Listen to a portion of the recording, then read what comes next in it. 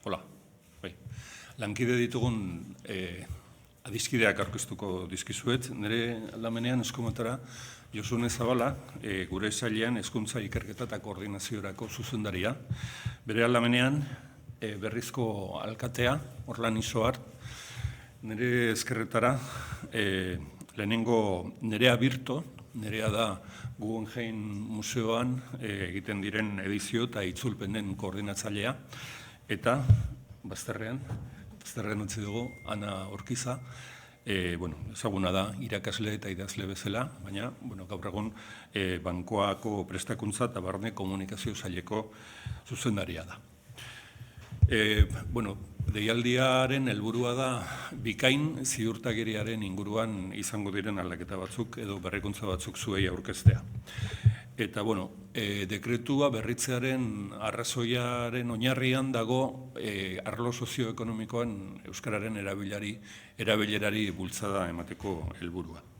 2008an jaio zen bikain ziurtagiria eta harrezkero egindako lanetan ikusi da tresna eraginkorra dela eta eraginkorragoa ere izan daitekeela, eta hori da aldaketaren arrazoietako bat. Euskara lan arlora, arlo sozioekonomikora ekartzea uste dugu beharrezko eginkizuna dela.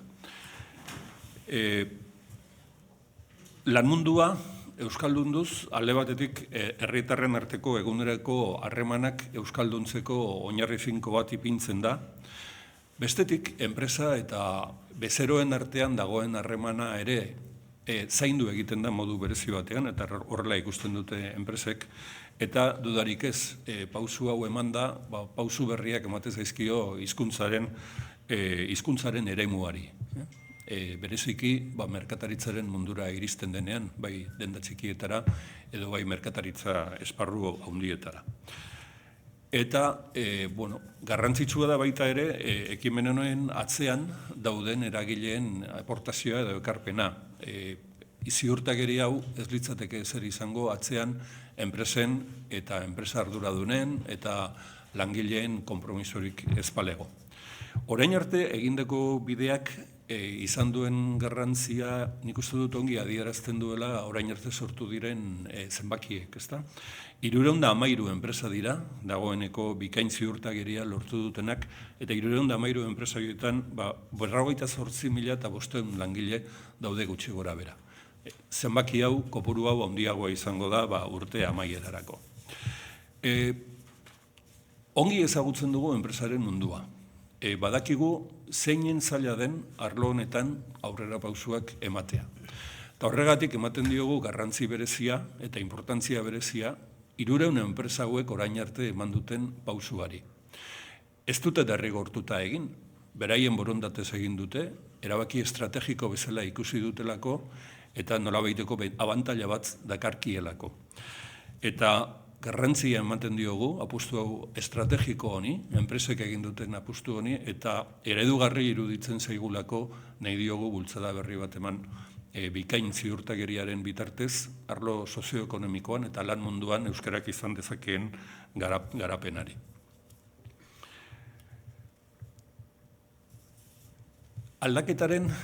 Dekretuaren aldaketaren arrazoietako bat da jakina erreztasun gehiago ematea arlo sozioekonomikoko enpresa eta eragileei animatu daitezen prozesu hau beraien enpresatan sartzera, hori alde batetik, eta bestetik bikain agiria, neurria handi batean enpresen funtzionamentuan pentsatuta sortu zen ikur bat edo tresna bada, eta iruditzen zaigu eredu hon badala enpresa publikoaren mundura eramateko. Baziran orain arte elkarte publikoak, ziurtagiri honen alde lan egin dutenak, baina ikusten dugu bai Eusko Jaurlaritzaren unitate ezberdinetan, bai foru aldundietan, bai udaletan, eta zergatik ez estatuko administrazioan ere, badirela lan unitateak honen moduko prozesu baten bitartez beren bikaintasuna ziurtatu dezaketenak, eta horri begira planteatu da dekretuaren aldaketa. Aldaketaren eta dekretu berri honen zehaztasunak detailean aurkeztuko dizkigu oraintxe Josune Zabalak. Para el gobierno vasco, es una prioridad impulsar el euskera en el mundo sociolaboral. Y hemos podido comprobar en los 8 años en los que ha estado en funcionamiento el certificado Bikain, pues que se trata de un instrumento adecuado para lograr ese objetivo. Contamos ya con 313 empresas que han tomado la decisión de certificar su capacidad de funcionar y comunicarse en euskera. Son empresas que ocupan a más de 58.000 trabajadores y trabajadoras. Esperamos que además se sumen algunos cientos más este año, pues para finales, ¿no? Para cuando celebremos la gala. Somos conscientes de la dificultad que supone para el mundo empresarial el dar un paso como este. Es probablemente uno de los ámbitos más complicados que tiene el euskera, pero es también uno de los ámbitos más importantes para garantizar su normalización y su uso. Por lo tanto, reconocemos doblemente el esfuerzo que han realizado estas más de 300 empresas hasta el momento.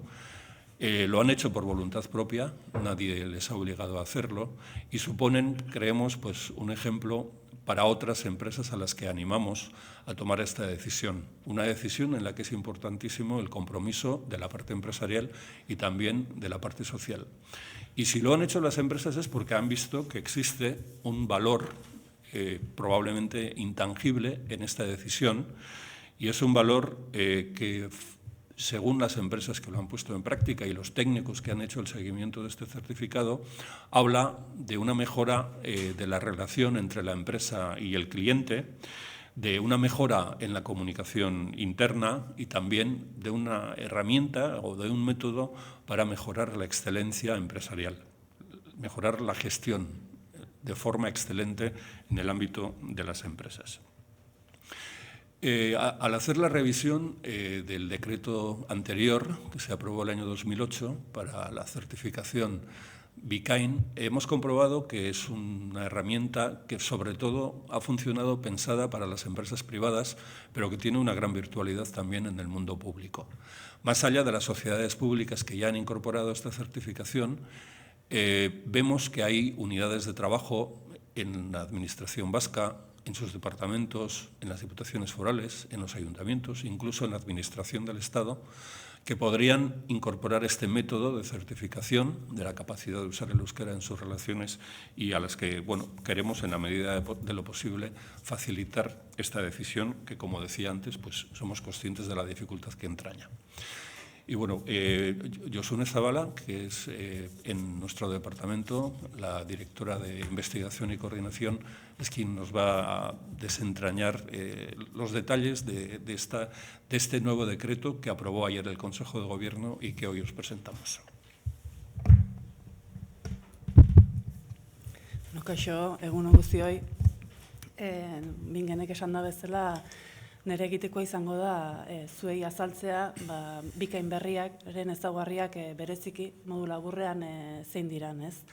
Dakizuen bezala, 2008an izan zen lehenengo Bikain berria, eta ordutik hona bide bat egin du, enpresa eta eremu publikoko erakunde ezberdinek Bikain ziurtagiria jaso dute, bide horretan ebaluazio talde bat osatu da, eta eraberean bide horretan ikusi dugu enpresen mundua gehiago ezagutzen lagundu digula Bikain ziurtagiriak berak, eta bide horretan ikusi dugu eraberean Bikain dekretu berriak edo Bikain dekretuak bazuela zer berritua, bai eremu metodologikoan eta baita ere ponderazio eremuan.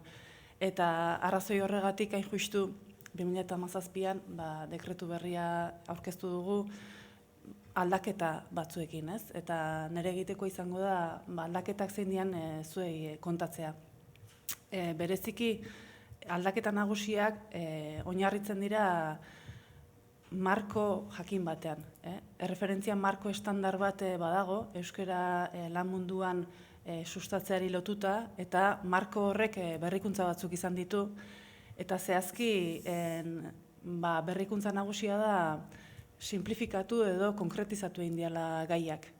Lehen 4 ardatzetan baldin bat zegoen osatua markoa, momentu honetan 2 ardatzetan osatuta dago. eta nora begira. Lehenengo ardatza zerbitzu hizkuntzari begira dago, eta eremu horretan ikusi nahi da, edo balatzen da erakundearen irudia zein dan hizkuntzarekiko, eta bezerokiko eta herritarrekiko harremanak zein hizkuntzetan ematen ditun. Hori da lehenengoa, oinarrizkoa, eta bigarren ardatza berriz da lan hizkuntza. Lanean zein hizkuntza erabiltzen duten eta nola kudeatzen den enpresan. Eta horren barruan, kontuan hartzen dira, barne komunikazioa eta lantresnak, pertsonen kudeaketa, kanpo harremanak eta kudeaketa sistema bera. Hori da bikain berriarekin ebolatuko dana, eta beste berrikuntza bat da, exigentzia maila handitu diogula dekretuari edo ziurtagiriari. Oinarrizkoak berdin jarraituko du, 200 puntu beharko du bikain ziurtagiri oinarrizkoa jasoko duenak, erdibidekoak lehen 200 puntu gainditu behar zituen eta oraingoan berriz 500 puntu beharko ditu erdibideko ziurtagiria jasotzeko, eta goi mailako ziurtagiria jasoko duenak 700 puntu behar zituen lehen, eta orain berriz 800 puntu eskuratu beharko ditu. Hori berrikuntza bat.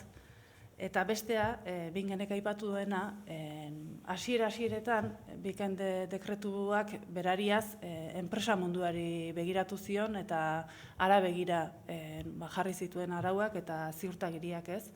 Eta bidean ikusi dugu administrazio publikoak ere interesa adierazi duela gogoa bere kudeaketa sisteman ere hizkuntza kudeatzeko ez.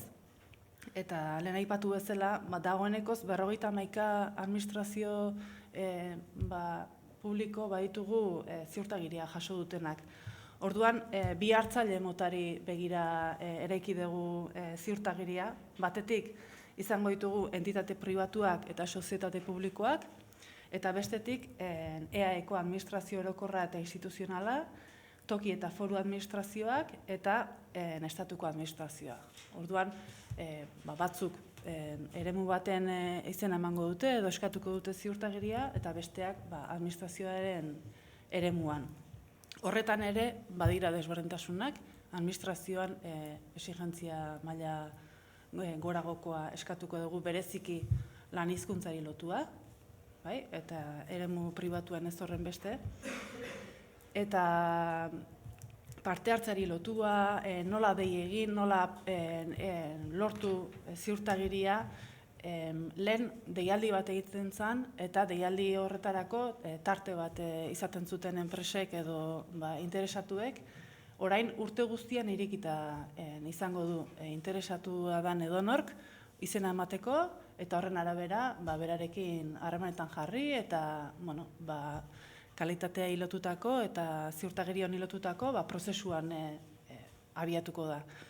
Eta bestetik, lehen papereko bidea ere erabiltzen zen, orain, hemendik aurrera guztia telematikoa izango da. Dena ordenagailuz, modu digitalean bideratzeko bidea egingo dugu.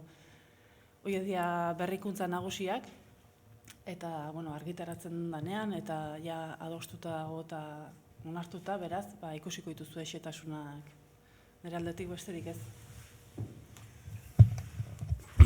Garrantzitsua iruditu zaigu ekitaldi honetan, esperientzia hau izan duten 3 enpresa edo erakunderen testigantza ekartzea, ze horrek adierazten du beste zer baino hobeto, ze ahalegin eskatzen duen honen moduko ziurtagiri bat lortzeak eta ze ondorio dituen hau ekartzeak.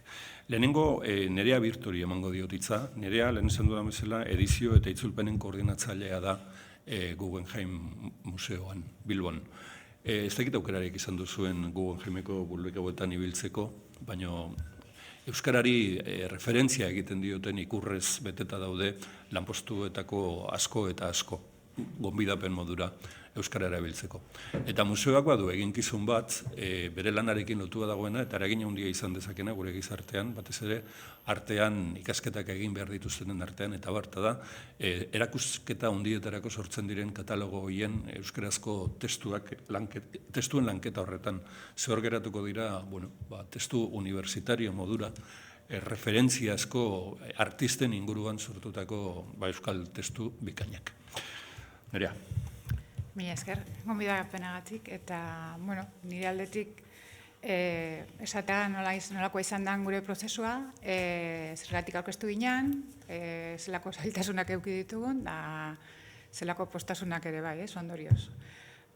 Beste gabe, guk hasieratik oso argi helburu estrategiko moduan geneukan euskara bultzatzea eta euskara mundura plazaratzea gure kultura ondarearen ezaugarri gisa, ez?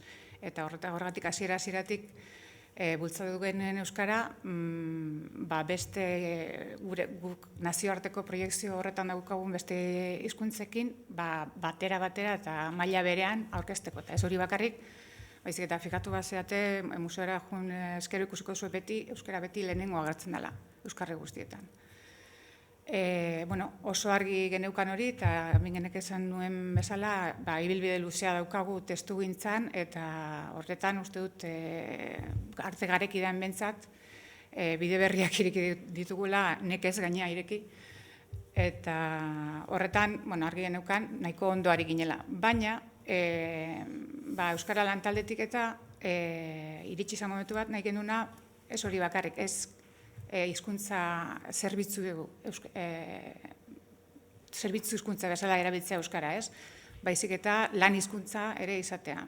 Eta horretarako gainea, abantaila asko geneuzkan, ze plantillaren 60% baino gehiago euskalduna da, ez? Edo euskalduntze bidean dago. Baina nahi genuen, benetan bikainen ezaugarri hori dana, ez? Lanean barneratzea euskararen erabilera. Orduan, horretarako, bikainera aurkeztea erabaki genuen, igual pixkat zoro zabar izan ginaz, lan asko da, baina benetan, sailburuak esan duen moduan, metodologia oso ondo pentsatuta dago enpresentzat eta enpresaren kulturarentzat. Seguretzako referentzia marko estandarra eta metodologia hori zer neurtu, nola neurtu, zer egin neurtutakoarekin, adierazleak, gero ondorioz atera diren zer hobetuak eta nola sartu gero plan estrategikoetan eta hori, benetan bikainek eta referentzia marko estandarrak metodologia hori oso ondo uztartzen da enpresetan eta plan estrategikoetan, ez? Eta alde horretatik, guretzako oso lagungarria izan zen, ze azkenean gauzak bideratzeko tresna ezin hobea da, ezta? Eta gainera, gero ebaluazioa eduki genuenean, konturatu ginen, igual kontzientegi izan gabe ere, hor utxune batzuk zeudela, eta horretan lan egitea lagundu digu, ez? Adibidez, zaila da enpresentzako lege kontuak, lizitazioak, barne prestakuntzak ere, kanpoko harremanak batzuetan bankuekin, erakundekin, horiek danak halako sinergiak daude errazagoa dela, ez? Gaztelaniaz edo egitea, eta nik uste bikainek ekarri guna da askoz proaktiboagoak garela alde horretatik, eta askoz gehiago saiatzen gara,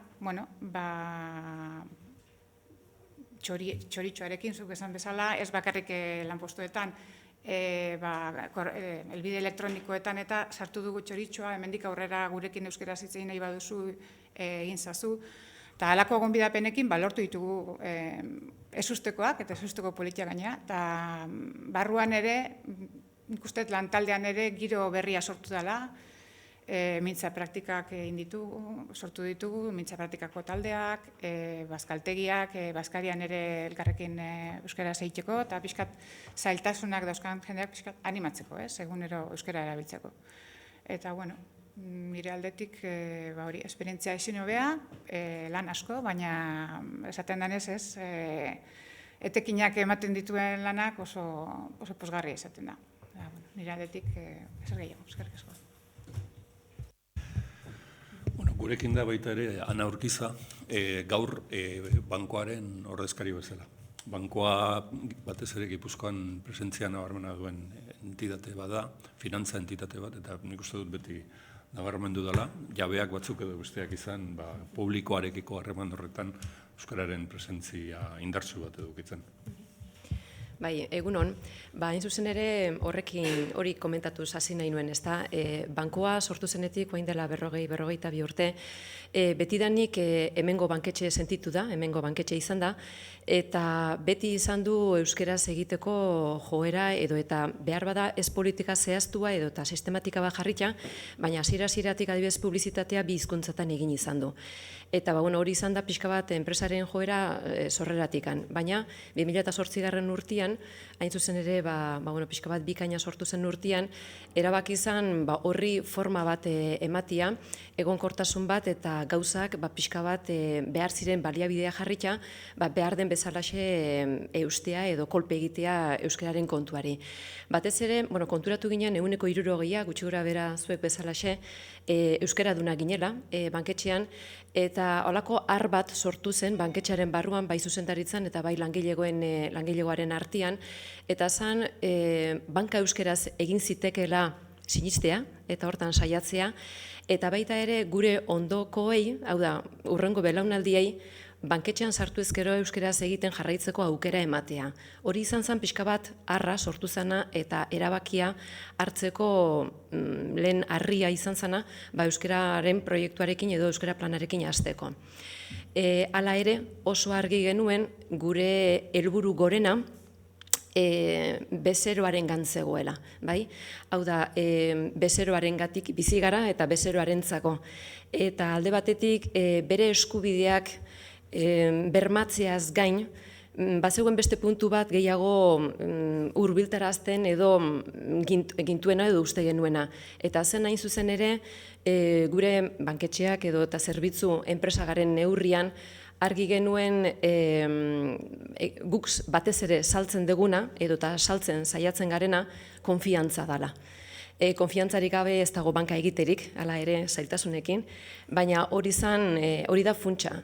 Eta hortan funtsezkoa iruditzen zitzaigun eta ezinbestekoa bezeroak nahi duen eta konfiantza hori sorraraziko dion hizkuntzan zuzentzea edo eta hortarako gai garela erakustea eta berari hortarako eskumena ematea.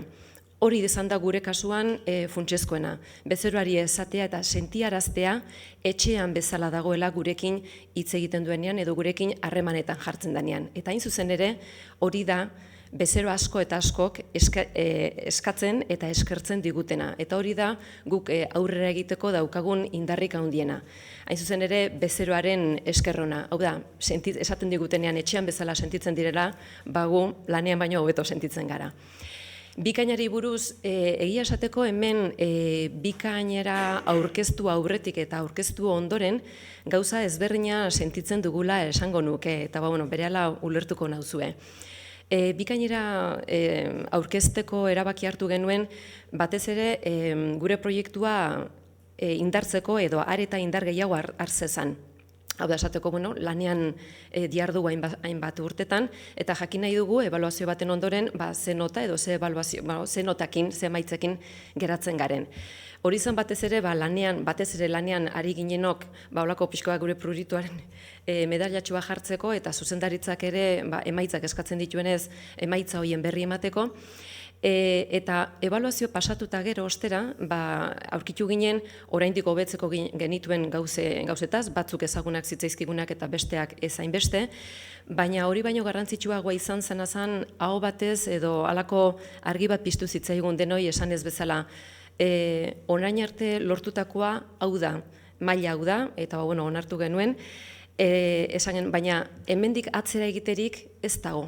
Eta horren kontzientzia hartzea izan zen benetan aberasgarria eta benetan indartu gintuen aurrera jarraitzeko. Hau da, pentsatzea atzera ez zegoela pausurik egiterik, ezintasuna. Hau da, bakarrik aurrera egin zitekela. Nire aldetik aurrixe bakarrik, eskerrik asko. Ordanizoar berrizko alkatea da, Durangaldeko herria. Berriz urte hauetan asko hazi den herria da, biztanle aldetik, eta nik ezagutzen dut, eta esango nuke asko euskaldun dudan herria dela, bai jende gazteak euskaldundu duelako, baina batez ere jendeen heldu asko euskaldundu delako. Eta gainera berrizko udala izan da, beste erakunde publikoekin batera, baina udal bezala, bikain zertifikazio honetan, edo ziurtagiri honetan sinistu zuen udal bat, eta bere maila gorena erakutsi duena kontu honetan. Eskerrik asko bingen. Nire partetik aipatzea nondik nora pentsatu gendun bikain ziurtagirira aurkeztea, ezta? 2015-2019 legealdi honetan, kalitatezko zerbitzuak eskaintza aldera hobetze prozesuak lantzen ari gara udalean, eta horri lotuta, logikoki, euskara ere lantzea ezinbestekoa jotzen gendun, eta horren arira bikain ziurtagiria horregoan, eta buru belarri sartu ginean prozesu hortan, ezta? Eta esan bezala aurrera egiteko diagnosi bat ezinbestekoa da, ezta? Eta uste dugu bikain zentzu horretan tresna eraginkorra dela. Eta emaitzak hor dagoz, bikain zilarrezko ziurtagiria lortu dugu, ia aurrezkoa, ikusten dugu oraindik gauzak lantzear ditugula, hobetzear ditugula, gure ahuleziak eta gure indarguneak diagnosi hortan azaldu dira, eta hemen mailan azaldu den moduan, ezinbestekoa da aurrera pausoak emateko jakitea zegoratan zagozan, ezta? Eta langilegoa guztiz pozik dago, martxan jarri dugun prozesu honekaz, eta helburu nagusia da hurrengo urteetan, diagnosi hortan urten diren ahulezia horiek ekiditzen joatea, ezta? Edo beteten joatea, hutsuneak beteten joatea. Eta horretan dihar dugu, eta pozik, labur, hoxe da guk ataratzen dugun erreflexioa edo hausnarketa. Biziki eskertzen diet, bai Nereari, bai Anari, eta bai Orlani, gurekin hemen izatea eta eman diguten testigantza. Eta orain, on baderitzu zuen txanda da.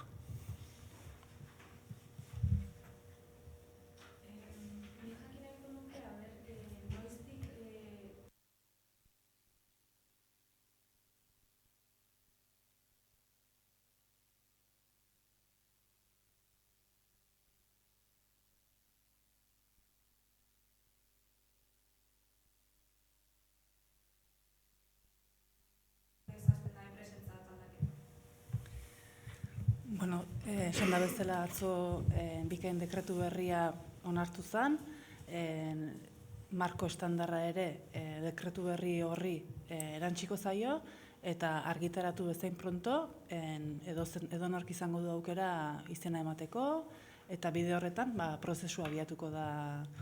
Orduan, lehen esan da bezala, lehen deialdi bat egoten zen, eta deialdi horren arira epe bat izena emateko eta hor parte hartzen hasteko. Orain, dekretu berriarekin, argitaratu bezain pronto, edonork izango du aukera eskaera egiteko. Halare, dagoenekoz, aurreko deialditik baitugu interesa adierazi duten 56 enpresa dagoenekoz interesa adierazi dute, eta ja argitaratzen danean, behekin harremanetan jartzen hasiko gea eta antolatzen. Azkenen horrek eskatzen du antolatzeko modu bat, kronograma bat, eta zenbat denboratarako irauten gutxi gorabehera prozesuak edo pixkatzen era ere, baina zenbat iraun dezake hori enpresa jartzen azuekin harremanetan ziurtagiria ateratzeko asmoz, eta gutxi gorabehera lanek edo zenbat irauten dute martxan hasiak? Normalean, guri eskaera lehen deialdia egin ondoren jakiten zen zenbateko kopurua izaten zen, eta kopuru horren arabera antolatzen zen bide bat edo kronograma bat gauzatzen zen.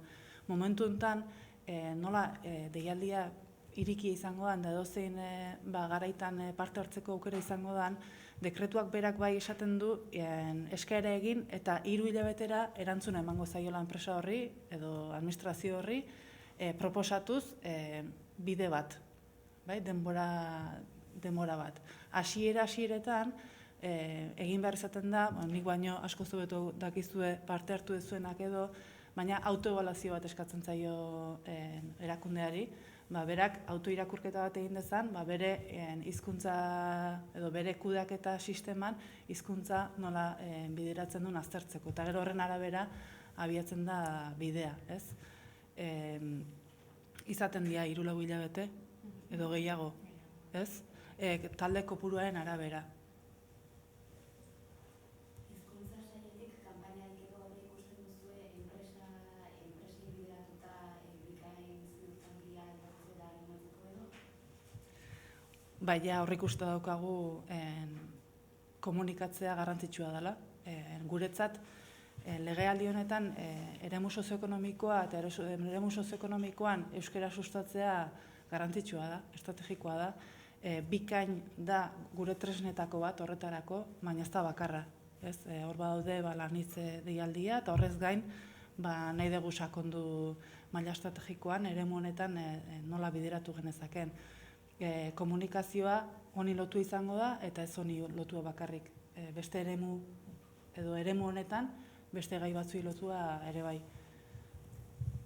Administrazio publiko dagokionez, aipatu duzue administrazio komunitate batzuetan, bikain eskatzeko aukerari ez dakit funtzionamendua nolako izan, ez dakit adibide bat jartzetik Jaurlaritzak berak atera dezaken bikain, edo Jaurlaritzako sail edo departamentu bakoitzak, edo Osakidetzak atera dezake, edo ospitale bakoitzak atera dezake. Ez dakit funtzionamendu aldetik nolako izan da momentu.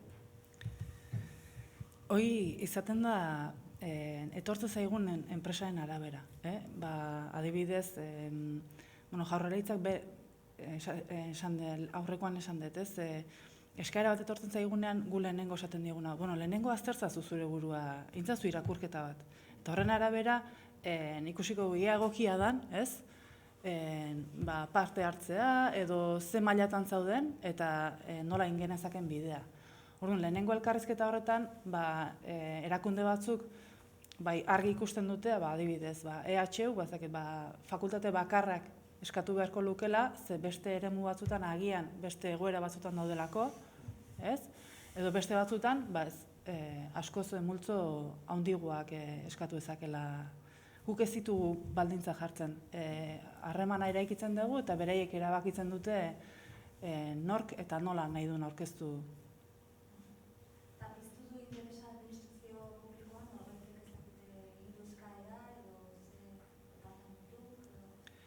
Momentu honetan nik zehazki ez dakit nork egin duen eskaera, badaude eskaerak. Osasun arloan adibidez, badaude eskaerak.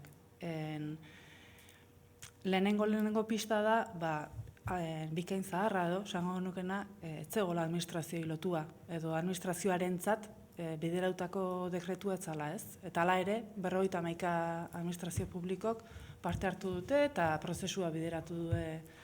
Eta gure hurrengo erronka da, administrazioan ere, bikain ziurtagiria sustatzea, eta era berean, administrazioan hizkuntzaren kudeaketa, euskararen kudeaketa, bermatzea eta aldan neurrian kalitatezko izatea.